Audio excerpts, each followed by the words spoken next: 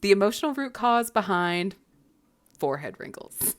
The emotional root cause behind forehead wrinkles is shame and worry, and the belief associated with is we are concerned about how we are being perceived in some area of life. So this could be how we are being perceived financially, how we are being perceived physically, how we are being perceived as a parent, but either the shame or the worry associated with how we believe we are being perceived is what creates the forehead wrinkles in our bodies. First thing that you want to do is you want to release the worry or the shame associated around the perception. So let's say your main issue is you're concerned about how people are perceiving you as a parent.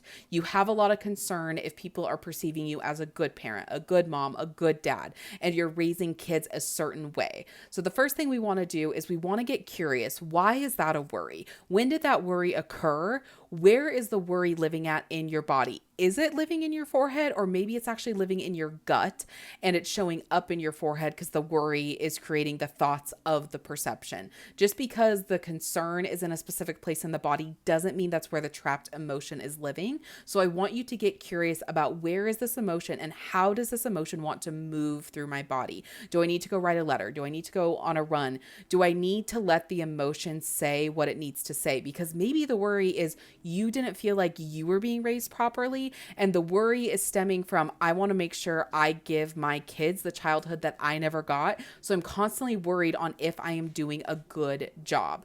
And then once we start to move and release that emotion, now we can start to rewire the belief correlated with this worry, which is being worried about how we are being perceived. And we want to start to give ourselves the validation from within so we are not worried about how people are perceiving us externally. Next, we want to start rewiring the belief to what we want to believe. So for this example, I want you to ask, how do you want to be perceived as a parent? How do you want to show up? And then we're going to start proving to your brain how you are already showing up that way. There is something in the brain called the reticular activating system.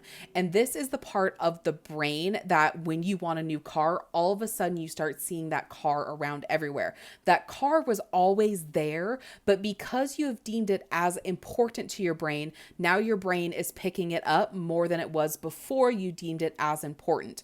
So if you have deemed, because the brain is neutral, and if you have deemed it important to the brain to pick up all the ways you are a bad parent, that is what your brain is going to pick up. On the flip side, if you start to rewire to how am I already the perfect parent, now after 60 repetitions, because that's how much it takes to create a new neural pathway, now your brain is going to start